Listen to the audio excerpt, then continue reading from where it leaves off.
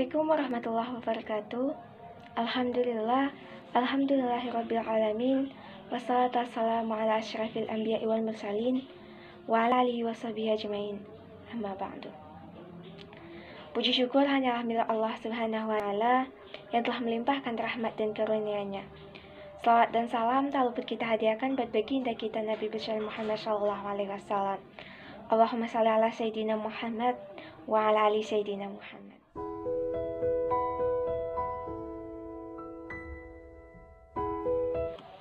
Kata masa berasal dari bahasa Yunani yang berarti bahan membuat roti yang belum mempunyai bentuk. Seiring berkembangnya zaman, masa diartikan menjadi lebih luas, yaitu gejala dalam kehidupan manusia, menunjuk adanya manusia dalam keadaan bergerombol yang belum mempunyai pembagian tugas secara teratur, dan mengikat dalam arti lain belum terorganisir.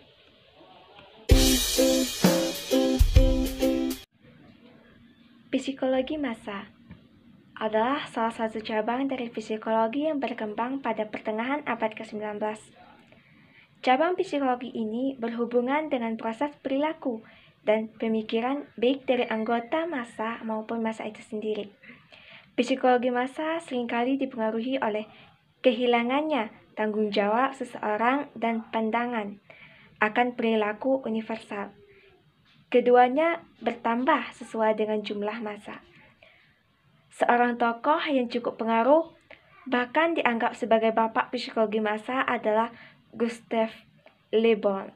Dia menyatakan bahwa massa adalah sekumpulan orang atau manusia yang berada dalam waktu dan tempat yang sama, yang mempunyai karakteristik atau point of interest yang sama, yang bersifat sementara. Psikologi adalah ilmu yang mempelajari tentang jiwa manusia, baik yang tampak maupun yang tidak tampak. Jiwa yang tampak atau bisa dilihat seringkali disebut dengan perilaku, sedangkan jiwa yang tidak tampak dapat berupa ide-ide, motif, keinginan, dan potensi-potensi yang ada dalam diri manusia. Secara sederhana, dapat kita simpulkan bahwa psikologi massa adalah suatu cabang ilmu yang mempelajari jiwa sekumpulan orang banyak, baik yang tampak ataupun yang tidak tampak. Psikologi massa pada awalnya berkembang lebih luas daripada psikologi sosial, bahkan bisa dianggap sebagai embrio dari psikologi sosial. Namun karena tingkat ketertarikan para pakar pada masa itu, perkembangan psikologi massa mengalami stagnasi dan saat ini dikategorikan sebagai salah satu cabang dari psikologi sosial.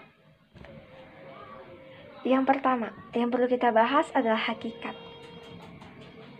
Pada hakikatnya, massa dapat dikelompokkan menjadi 3 bagian, yaitu aktivitasnya, bentuk gerakannya, dan dinamikanya.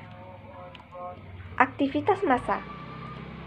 Aktivitas massa dilihat dari bentuknya, yaitu massa abstrak atau sekumpulan manusia yang belum terikat oleh kesatuan norma, emosi, dan motif. Sedangkan massa konkret adalah sekumpulan manusia yang telah memiliki bentuk dan cirinya. Antara lain, ikatan batin, adanya struktur, norma, dan aturan. Yang kedua adalah bentuk gerakannya. Bentuk gerakan massa dibagi menjadi 3 macam, yaitu progresif, status quo, dan reaksioner. Progresif adalah gerakan massa yang dilakukan oleh orang-orang yang menghendaki terbentuknya suatu norma atau aturan yang berombaknya dengan hal yang sama.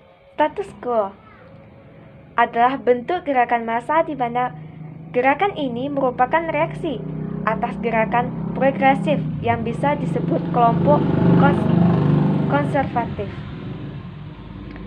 Yang ketiga adalah reaksioner, adalah suatu bentuk gerakan massa yang dilakukan oleh orang-orang yang bersifat untung-untungan dan tidak menunjukkan sikap yang tegas.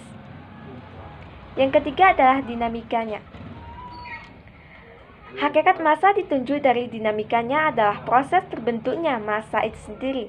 Apakah terbentuk dari proses imitasi atau meniru, rasa simpati, rasa empati, ataupun signesis, atau atas pengaruh orang lain. Baiklah, selanjutnya kita akan membahas tentang karakteristik massa. Secara umum, karakteristik massa terbagi menjadi beberapa macam tergantung dengan ciri massa yang terorganisir, sifat-sifat massa, fase perkembangannya, dan siapa pemimpinnya. Yang pertama yang kita bahas adalah ciri massa yang terorganisir. Karakteristik massa yang terorganisir akan cenderung menampakkan hal seperti keseragaman dan tujuan yang jelas, tindakan terarah, keyakinan yang tinggi, motivasi yang baik, dan gerakan yang cenderung berkelanjutan. Yang kedua adalah sifat massa. Sedangkan karakteristik massa dibanding dari sifatnya antara lain akan cenderung bertingkah sulit dikendalikan, homogen, sensitif, eksplosif, dan hilangnya rasa takut. Hal ini akan dapat menular di mana aksi-aksi negatif akan mudah ditiru, serta akan mudah dikendalikan oleh orang ketiga. Yang ketiga adalah fase perkembangan massa. Dalam fase perkembangan massa, karakteristik massa akan terbagi menjadi 3 golongan, yaitu fase pemanasan, di mana karakteristik massa pada fase ini sedang menupu kemauan individu agar menjadi kolektif dengan yel-yel yang penyemangat. Karakteristik massa saat fase agresif akan menyalurkan kegalauannya serta munculnya sikap histeris dan emosional. Sedangkan karakteristik massa terakhir dilihat dari fase perkembangannya adalah fase kekosongan, yaitu adanya pengurangan energi di mana gerakan akan mulai mengontrol dan kesadarannya sedikit demi sedikit akan pulih.